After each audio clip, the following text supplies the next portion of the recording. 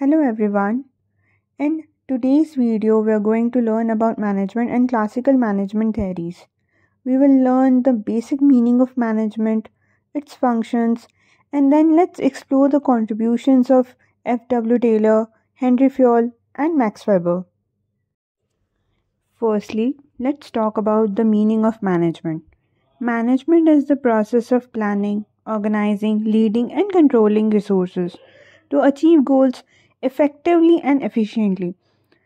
अब इफ़ेक्टिवली का मीनिंग होता है टाइम पर एंड एफिशिएंटली मीन्स अपने रिसोर्सेज कम से कम वेस्ट हो minimum wastage of resources so management is the process of planning organising leading and controlling resources to achieve goals effectively and efficiently ताकि टाइम पर हो और मिनिमम वेस्टेज हो.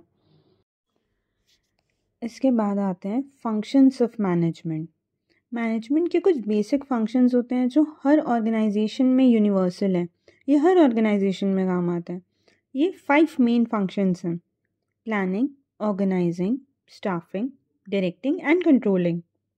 प्लानिंग का मीनिंग होता है कि हमारे ऑर्गेनाइजेशन की क्या फ्यूचर गोल्स एंड एक्टिविटीज़ हैं वो डिसाइड करना एंड एक रोड मैप बनाया जाता है. Then comes organising. Resources and task को मैनेज किया जाता है कि आप कौन से रिसोर्सेज लगेंगे ताकि आप अपने गोल को अचीव कर सकें. Then comes staffing. Right person को राइट जॉब देना है राइट टाइम पर. रिक्रूटमेंट एंड ट्रेनिंग के लिए डिसाइड किया जाता है कि आप किसे रिक्रूट करेंगे, कौन आपके ऑर्गेनाइजेशन के रिसोर्सेज को यूज़ करके आपके गोल्स को अचीव करने में हेल्प करे. ये सब एक दूसरे से इंटर रिलेटेड है. Then comes directing. जो अब आपकी टीम फॉर्म हो चुकी है, जो आपने स्टाफिंग में रिक्रूट किया है, उस टीम को गाइड करना, मोटिवेट करना, सुपरवाइज करना एंड एक्चुअल काम अ प्लान इन एक्शन होता है डायरेक्टिंग में. After that comes controlling. अब आपकी सारी परफॉर्मेंस को मॉनिटर किया जाता है. अब इम्प्रूवमेंट्स लाए जाएंगे जहाँ जहाँ आप जो प्लान कर रहे थे, अब जो भी डिविएशंस इन प्लानिंग हुए होंगे उनको अब रेक्टिफाई किया जाता है कंट्रोलिंग में. So the functions of management include planning, organizing, staffing, directing and controlling. ये functions ensure करते हैं कि organization effectively and efficiently चले. Now let's talk about types of management theories. Management theories जो है ना वो guide करते हैं कि organizations को effectively कैसे चलाया जाए. इनकी 3 main types हैं. First is classical, then comes behavioral and third is modern. अब classical management theories ना फोकस करती हैं efficiency पे, structure and productivity पर. Behavioral focuses on human behavior and motivation. Then modern theories focus on systems and situation management. आज के video में हम सिर्फ क्लासिकल theories पर ही डिस्कस करेंगे जो है टेलर, Fayol and Weber की. Let's talk about scientific management by F.W. Taylor. F.W. Taylor is known as the father of scientific management. उसका मेन फोकस था टास्क एफिशिएंसी, सिस्टमैटिकली और बेस्ट तरीके से काम को कंप्लीट करना. अब F.W. टेलर के कुछ प्रिंसिपल्स हैं scientific management. First is science is not a rule of thumb. इसका मतलब होता है कि काम को जो साइंटिफिकली किया जाता है आप उसको रूल ऑफ थंब नहीं हो सकता कि जो जब मन किया वैसे कर लिए, चल गया तो चल गया, नहीं चला तो नहीं चला, ऐसा नहीं चलेगा. ये साइंटिफिकली काम किया जाता है. Second principle is harmony not discord. इसमें वर्कर्स और मैनेजर्स के बीच में एक हार्मनी होनी चाहिए, टेंशन नहीं होनी चाहिए ताकि वो एक दूसरे से अपनी बात रख सके. कम्युनिकेशन फ्लो स्मूथ होना चाहिए. Third one is cooperation and not individualism. That means team work बहुत ज़रूरी है. And the fourth one is development of each worker. हर वर्कर को ट्रेनिंग एंड डेवलपमेंट दी जाती है इसमें. So the 4 principles are science is not a rule of thumb, harmony not discord, cooperation not individualism and the development of each worker. अब इसकी कुछ techniques हैं like time study, motion study, standardization, work study, differential P-state system and functional foremanship. Time study में ये होता है कि आप कितना जल्दी काम कर रहे हो, कितना टाइम लग रहा है काम करने के लिए। Motion study focuses on the moments, कितने मोमेंट लग रहे हैं एक टास्क को अचीव करने के लिए, एक जगह से दूसरी जगह पर जाने के लिए कितना टाइम लग रहा है, that's motion study. Then comes standardisation, की एक स्टैंडर्ड सेट किया जाता है कि प्रोडक्ट इतना तो अच्छा होना ही चाहिए, सबको एक सिमिलर काम दे दिया जाता है, सिमिलर प्रोडक्ट्स दे दिए जाते हैं कि इससे आप एक स्टैंडर्ड पीस रेट बनाया जाएगा जो सब सिमिलर होंगे, एक स्टैंडर्ड सेट किया जाता है।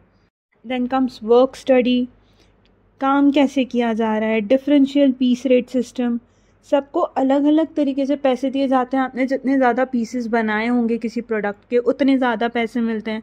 Then comes functional foremanship. Functional foremanship के 8 रूल्स हैं, वो होते हैं route clerk, instruction card clerk, time and cost clerk, shop foreman, speed boss, repair boss, inspector and disciplinarian. Route clerk क्या करता है, वो देखता है कि कौन सा टास्क कब करना है, ये डिसाइड करता है। इंस्ट्रक्शन कार्ड क्लर्क देखता है कि डिटेल्ड इंस्ट्रक्शंस क्या हैं। टाइम एंड कॉस्ट क्लर्क ये देखता है कि स्टैंडर्ड टाइम सेट करता है और परफॉर्मेंस को मॉनिटर करता है।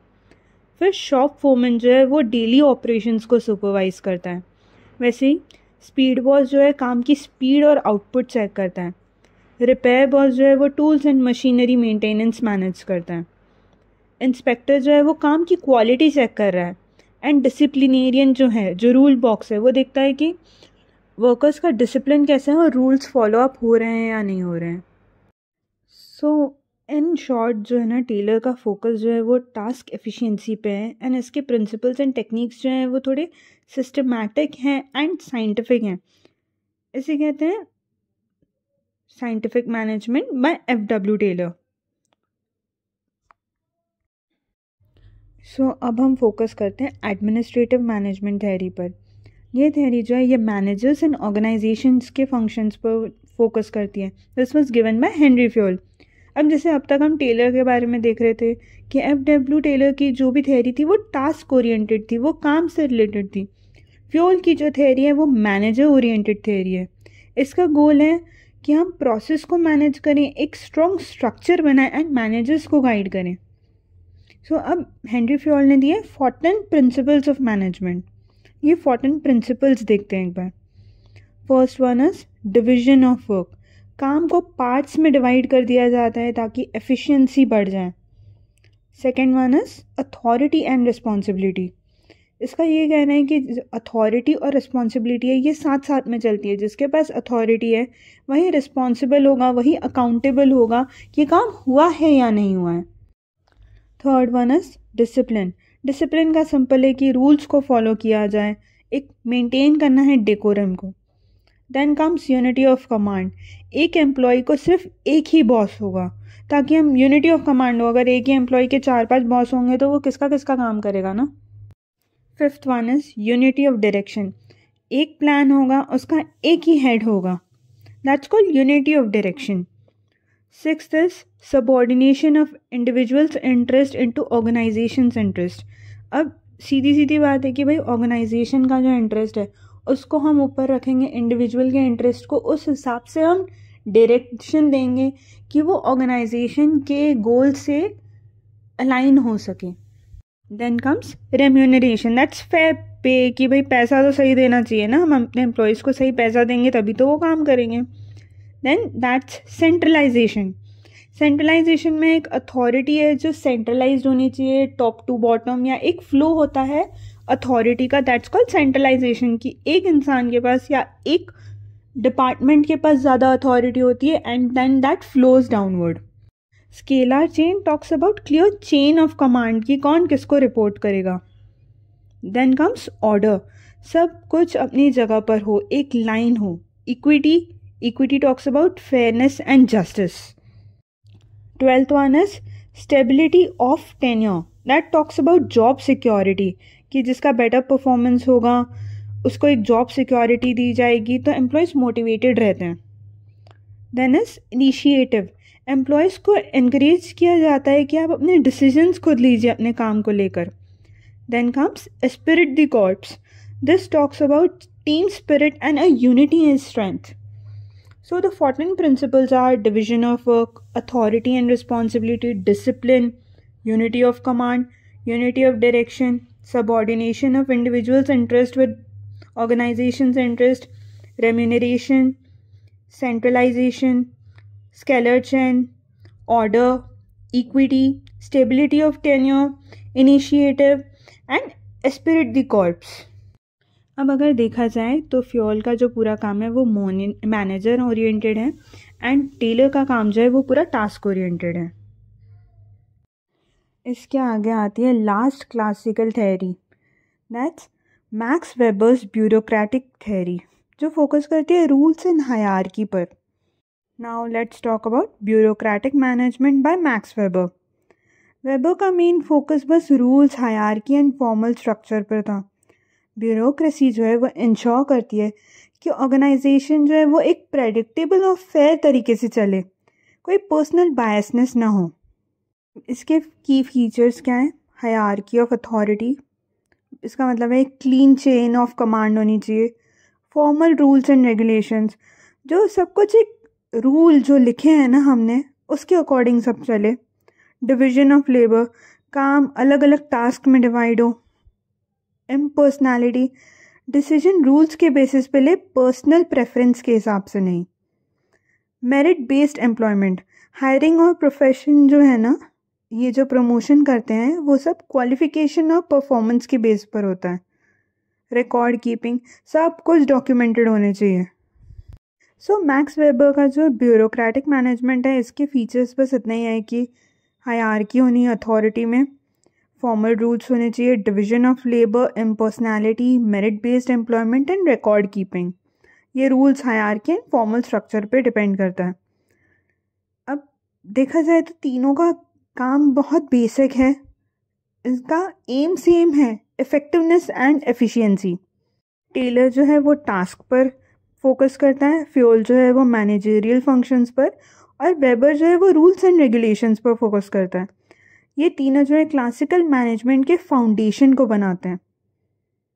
So that's it for today. In the next